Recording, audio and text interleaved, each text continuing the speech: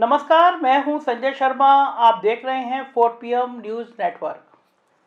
लगता मुझे भी था कि तीसरे चरण में कुछ राहत मिल जाएगी। पहले और दूसरे चरण में बहुत बड़ा नुकसान हो गया। मई जून बन नहीं पाया, शिमला बन नहीं पाया, गर्मी निकल नहीं पाई। इशारा समझ गए होंगे आप। नुकसान इतना बड़ा हुआ कि लखनऊ से दिल्ली तक, दिल्ली से नागपुर तक हड़कंप मचा कि ये हुआ तो हुआ क्या। क्या कारण रहे कि हमारा वोटर ही नहीं निकला, हमारे वोटर ने सपोर्ट नहीं किया। फिर ये हुआ कि तीसरा चरण तो चलो ठीक है, तीसरे चरण में हमारा माहौल बढ़िया बनेगा।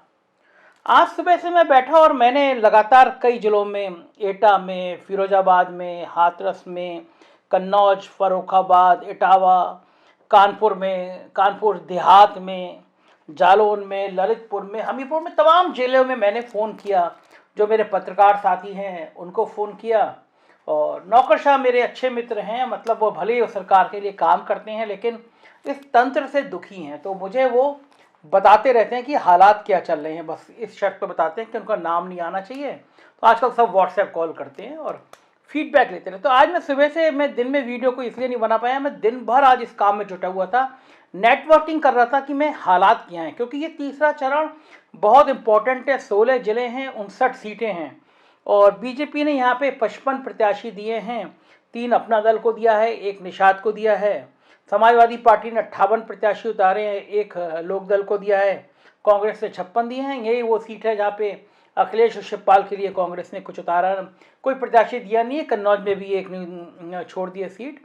और बहुजन समाज पार्टी ने 59 लोगों को उतारा है। सभी जगह बसपा के प्रत्याशी हैं। बीजेपी के लिए 2017 में ये बहुत अच्छा रहा था। पूरा तीसरा चरण जो चुनाव हो रहे हैं, 59 में 49 सीटों पे जीती थी, मतलब बम्पर थी, लहर थी। सब गायब हो गए थे। इस बार उन्होंने 10 लोगों के टिकट काटे हैं, प्रयोग कर रहे हैं और बड़ी मेहनत भी की है भारतीय जनता पार्टी ने, लेकिन सितारे काम नहीं आए। कानपुर में माहौल खराब सा लग रहा था मुझे। बीजेपी बहुत खुश थी। अखिलेश यादव का जो रोड शो हुआ है, उस रोड शो ने भारतीय जनता पार्टी के पसीने उड़ा दिए। कुछ झलक देखिए रोड शो की भी आप, और फिर मैं आपको आके और डिटेल बताता हूँ।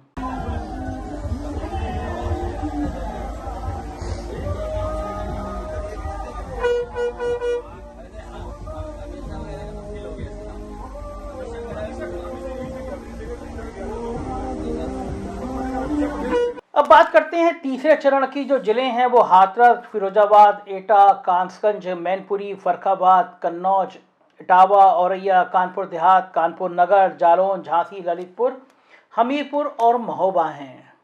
ये जो बेल्ट है, इटावा, एटा, मैनपुरी, इसको यादव बेल्ट कहलाती है। पूरा यादव परिवार का बड़ा दबदबा है, लेकिन पिछली बार यहाँ पे अखिलेश यादव को नुकसान उठाना पड़ गया था। कारण ये था कि परिवार में झगड़े बहुत थे। शिवपाल यादव और अखिलेश यादव की लड़ाई थी, मुलायम सिंह एक्टिव नहीं थे। तो पूरे इस यादव बेल्ट में बड़ा निराशा का माहौल था कि यार परिवार के लोग लड़ गए हैं। इस बार जो सीन है वो बिल्कुल बदला हुआ है। थोड़ी बहुत नाराजगी थी वहाँ पे। अमित शाह गए करहैल में, जहाँ से अखिलेश यादव चुनाव लड़ रहे हैं। कहा अमित शाह ने, अगर एक करहैल जिता दो तो मतलब हम 350 सीटें जीत लेंगे, हर सीट पे मैसेज चला जाएगा। लेकिन असंभव है करहैल में अखिलेश यादव को हरा पाना। करहैल गढ़ है उनका। योगी आदित्यनाथ ने भी वहाँ जाके और शिवपाल यादव पे कमेंट किए, लेकिन मुलायम सिंह यादव ने कल एक बड़ी रैली करके सारे समीकरण ध्वस्त कर दिए। उस पूरी बेल्ट में यादव का मतलब मुलायम सिंह यादव। मुलायम सिंह यादव के प्रति उस पूरी बेल्ट में बड़ी आस्था है, निष्ठा है। और जो रथ निकला, उस रथ पे मुलायम सिंह यादव, शिवपाल यादव, अखिलेश यादव तीनों बैठे नजर आए। तीनों ने फोटो ट्वीट करी। बीजेपी ने बड़ी कमेंट करने की कोशिश करी कि शिवपाल पीछे बैठे हुए थे, लेकिन इन सब कमेंट पे कोई असर पड़ता नहीं है। जो मैसेज जाना था वो मैसेज चला गया। और देखिए, मैं कहता हूँ, मैं अंधविश्वास को मानने को कहता नहीं हूँ, लेकिन कभी कभी कुछ घटनाएं ऐसी होती हैं जो इशारा करती हैं अंधविश्वास हो जाता होगा। जैसे 2017 में रथ बनवाया था अखिलेश यादव ने। रथ लेके घर से निकले, पहिया पंचर हो गया और नॉर्थ में जाते जाते रथ जाम हो गया। तो ये संकेत माना गया कि यार इस बार समाजवादी पार्टी का मुहूर्त ठीक नहीं है। लेकिन इस बार यही मुहूर्त भारतीय जनता पार्टी के खिलाफ हो रहा है। अमित शाह मतलब वो कद्दावर नेता जिसने भारतीय जनता पार्टी को खड़ा कर दिया। मैं कई बार कह रहा हूँ, मैं फिर कह रहा हूँ, अमित शाह नहीं होते तो मैं चैलेंज कर रहा हूं कि भारतीय जनता पार्टी 100 सीटें क्रॉस नहीं कर पाती। हालत अभी भी बहुत पतली है, लेकिन अमित शाह ने बहुत मेहनत करी है। लेकिन व्यवस्थाएं इतनी खराब, कानपुर में गए अमित शाह रोड शो में, और वो व्यवस्थाएं इतनी खराब थी, बोले कबाड़ा कर दिया तुम लोगों ने, वो गुस्से में आ गए, मोबाइल बंद करा दिया। वो वीडियो मैंने ट्वीट किया, और आप यकीन मानिए थे किसी का भी ट्विटर अकाउंट पे 2-3 हज़ार, 4 हज़ार, 10 हज़ार या 20 हज़ार व्यू हो जाते हैं। ट्विटर पे 20-25 हज़ार व्यू बड़े मायने रखते हैं, लेकिन 3 लाख व्यू हो गए, मतलब हजारों रिट्वीट हो गए मेरे इस वीडियो के। देश के बड़े बड़े जितने पॉलिटिकल पार्टी है, सब ने अमित शाह का वो वीडियो लगाया, बहुत बहुत देश में बहुत वायरल हुआ। अमित शाह नाराज हुए व्यवस्थाएं देखने के लिए। कानपुर से जो हवाएं आ रही हैं वो बीजेपी के लिए बहुत दुख पहुंचाने वाली हैं। मेरी डिबेट में आज अजय शुक्ला जी थे, कानपुर के रहने वाले हैं। राष्ट्रपति जी का और उनका घर के बीच में 6 घरों का अंतर है केवल, मतलब राष्ट्रपति के घर के 6 कदम दूर वो रहते हैं। और आज बता रहे थे कि उनका मोहल्ला जो है, वहाँ पे उनके मोहल्ले के वोट जो हैं वो बीजेपी को नहीं जा रहे हैं, वो समाजवादी पार्टी को जा रहे हैं, ऐसा उन्होंने डिबेट में कहा। तो आप सोचिए कि जो जहाँ राष्ट्रपति रह रहे हैं वहाँ के मोहल्ले के वोट नहीं जा रहे। वो राष्ट्रपति जिनके लिए वो एक आलीशान गाड़ी मंगाई गई थी, और बार बार भाषण में कहा गया कि दलित हमने राष्ट्रपति बना दिया, राष्ट्रपति को प्रतीक बनाया, वहाँ के उस मोहल्ले के वोट भी अगर बीजेपी को नहीं मिल रहे हैं तो परेशानी की बात है। मज़ेदार बात यह है कि अभी अमित शाह वाला लफड़ा ख़त्म नहीं हुआ था कि स्मृति ईरानी आ गई। स्मृति ईरानी आई थी, वहाँ का रघुनंदन सिंह भदौरिया है छावनी के, उनके रोड शो करने के लिए आई थी। मैडम गाड़ी पर चढ़ी और देखा भीड़ तो है ही नहीं। अब मैडम का मूड खराब, बार बार घड़ी देखें, भीड़ नहीं। 5 मिनट में ही वो उतर गई, रोड शो बंद कर दिया। तमाम अखबारों ने इसकी खबर छापी। कानपुर में ये बड़ी निराशा की घटना हो गई दोनों, कि अमित शाह ने पहले ऐसे कर दिया, फिर स्मृति ईरानी ने ऐसा कर दिया। कानपुर में ही चुनाव से पहले बिकरू कांड फिर याद आ गया लोगों को। आपको याद होगा, बिकरू गांव था, एक विकास दुबे था जिसने कई पुलिस वालों की हत्या कर दी थी, सरेंडर कर दिया था। विकास दुबे को लाया गया था और उसका एनकाउंटर कर दिया गया था। तो विकास दुबे का एनकाउंटर कर दिया गया, उसके बाद उसके कई साथियों को मार दिया गया, जो नाबालिग थे उनको मार दिया गया। पुलिस ने कि ये भी भाग रहे थे, सेम स्टोरी करी, ये भाग रहे थे, हम पीछे मारे, हमने गोली मारी, मर गए, बिल्कुल सेम स्क्रिप्ट रखी। सबसे ज़्यादा जो चर्चा में आया वो ये आया कि विकास दुबे के सहयोगी था एक अमर दुबे, उसकी 3 दिन पहले शादी हुई थी। आप सोचो, 3 दिन पहले लड़की आती है, हाथों से मेहंदी का रंग नहीं छूटता है। भाई लोग, यूपी पुलिस का तो कोई जवाब नहीं है। और जब मुख्यमंत्री का इशारा हो कि अगर पंडित अपराधी है तो निपटा दो, ऐसा लोग कहते हैं कि पंडितों से खासी नाराजगी रहती है मुख्यमंत्री जी को। पता नहीं सच है या नहीं, लेकिन गोरखपुर से लेकर बलिया तक ये बात बिल्कुल दिमाग में है लोगों के। बिल्कुल लोग कहते हैं कि मुख्यमंत्री जी ब्राह्मणों को पसंद नहीं करते हैं। उदाहरण भी देते हैं कि जितने क्षत्रिय अपराधी हैं, नाम गिनाते हैं लाइन से, सोनू सिंह, मोनू सिंह, ब्रजेश सिंह, धनंजय सिंह, इन सब पे योगी जी मेहरबान रहते हैं। लेकिन कोई ब्राह्मण अपराधी दिख जाए तो उसकी बिल्कुल बुलडोजर चला देते हैं। तो लोगों की नाराजगी हुई कि खुशी दुबे, जिसकी 3 दिन पहले शादी हुई, 2 साल हो गए, वो अभी तक जेल में है, खून की उल्टी हो रही है, मरने के कगार पर है। कांग्रेस ने इस बार उसकी बहन को टिकट दिया है। लेकिन लोग सवाल पूछते हैं कि 3 दिन पहले शादी हुई इस लड़की का दोष क्या है।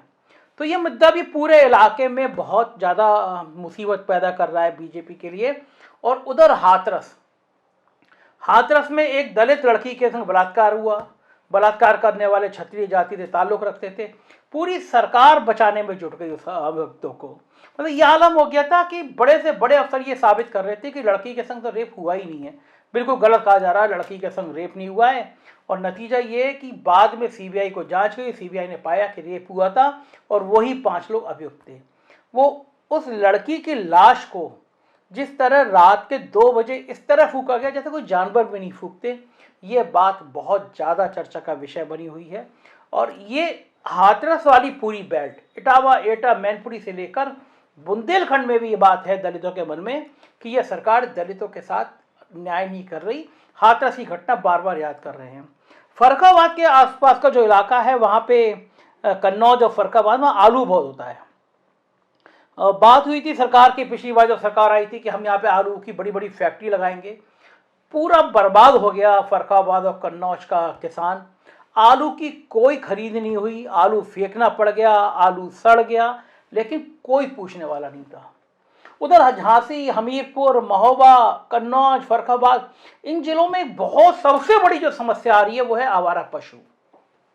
बीजेपी समझ गई कि आवारा पशु के नाम पर डिब्बा गोल हो जाएगा। तो पहली बार प्रधानमंत्री जी ने कहा कि हम सरकार बनेगी 10 मार्च के बाद, तो उसके बाद हम आवारा पशु जो दूध नहीं देते हैं पशु, उनका हम ध्यान रखेंगे। लोगों ने कहा अब तक आप क्या कर रहे थे 5 साल तक। और मजे की बात यह, जो राशन दे रहे थे ना फ्री वाला, उस पर भी ये आवारा पशु भारी पड़ गए। गांव में हम लोग, तमाम गांव में हमारी टीम गई, क्षितिज मेरा रिपोर्टर, वो है, निधि है, ये सब लोग गए गांव में। लोगों ने कहा कि भाई 5 किलो अनाज दे रहे हो, ये आवारा पशु ये 1 क्विंटल अनाज नुकसान कर दे रहे हैं। प्रधानमंत्री को लगा, समझाने की कोशिश करी, देखिए प्रधानमंत्री जी क्या कह रहे हैं। हमारा प्रयास है कि दूध न देने वाले जो बेसहारा पशु हैं, उसके गोबर से भी पशुपालक को इनकम हो, अतिरिक्त कमाई हो, इस दिशा में हम काम कर रहे हैं। यूपी में बेसहारा पशुओं के लिए गौशालाओं के निर्माण का काम भी किया जा रहा है। 10 मार्च को दोबारा सरकार बनने के बाद ऐसे कार्यों को और गति दी जाएगी ताकि बेसहारा पशुओं से होने वाली परेशानी कम हो। आपका जो संकट है उसको हम दूर कर पाए, ये हम चिंता करते हैं। बीजेपी के लिए सबसे बड़ी मुसीबत यह भी है कि पहले दूसरे चरण के बाद तीसरे चरण में भी हिंदू मुसलमान नहीं चल पा रहा। पूरी कोशिश करी, हिंदू मुसलमान, भारत पाकिस्तान, तालिबान, दाढ़ी टोपी छोटा पजामा, कुछ तो चल जाए, चल कुछ नहीं रहा। और इन पूरे हम लोगों ने कई जिलों का दौरा किया और बात करी, तो जो पब्लिक है ना, वो कहती है अरे आप लोग तो गोदी मीडिया हो। मतलब गोदी मीडिया रट गया उसको। हम बहुत समझाते हैं यार, हम वो नहीं है जो सरकार से करोड़ों रुपए लेकर चला रहे हैं। पब्लिक को पता चल गया कि ये टीवी चैनल हैं, इस पे हिंदू मुसलमान की भड़काने की, फर्जी ओपिनियन पोल की, ये सारी बातें आएंगी, इसके पैसे मिलते हैं मीडिया को। तो इन चुनावों में एक बड़ी बात ये हुई कि मीडिया भी एक्सपोज हो गई। और बड़ा हैरानी की बात थी कि मुख्यमंत्री लखनऊ में रैली कर रहे थे कल। आप सोचिए, मैं हैरान हो गया कि 1000 लोग, बाढ़ का मेंबर खड़ा हो जाता है ना, 1 घंटे के अंदर 1000 से ज्यादा लोग जुटा देता है।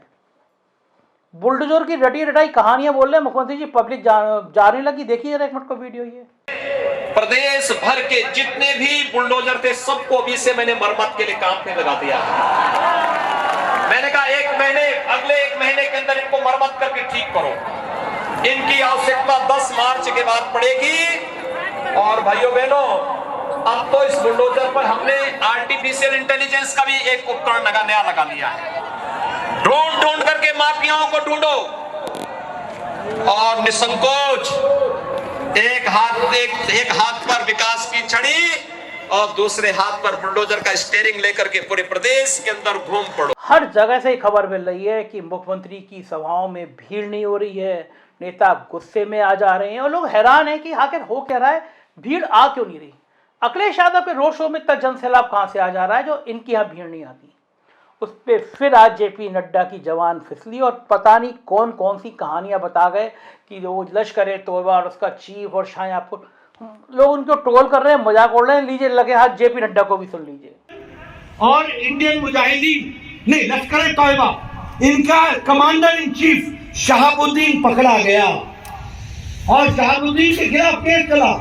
अखिलेश जी ने उन 15 केस में ये रामपुर के भी शहाबुद्दीन को छोड़ने की सलाह दी और केस वापस लिया। इलाहाबाद हाईकोर्ट में ये जो हड़बड़ाहट है ना, चाहे वो अमित शाह का गुस्सा हो, स्मृति ईरानी का चले जाना हो, जेपी नड्डा का ये भाषण हो, योगी आदित्यनाथ का लोग छोड़ के चले जाना हो, ये बता रहा है कि भारतीय जनता पार्टी का हाल कितना खराब हो चुका है। ये अब समझ में आ रहा है कि 5 सालों में जो नौकरशाही को सिर पे बैठा दिया था, जो आम आदमी के काम नहीं हो रहे थे, जो आम आदमी दुखी था, जो आम आदमी परेशान था, वो परेशान होने के बाद क्या क्या कर सकता है। तीसरे चरण का चुनाव उसी आधार पर होने जा रहा है। बहुत सारी उम्मीदें थी और सारी उम्मीदें आंसू बन के बहने वाली हैं। 20 तारीख को संकेत ये हैं, पहले और दूसरे चरण का जो ट्रेंड था वही ट्रेंड तीसरे चरण में होने जा रहा है, क्योंकि जब जनता खड़ी होती है तो बड़े से बड़े तानाशाह हिल जाते हैं। हम बताते रहेंगे आपको तीसरे चरण में क्या हो रहा है। आप देखते रहिए 4PM न्यूज़ नेटवर्क, यही चैनल है जो सच और सिर्फ सच बताता है। Thank you.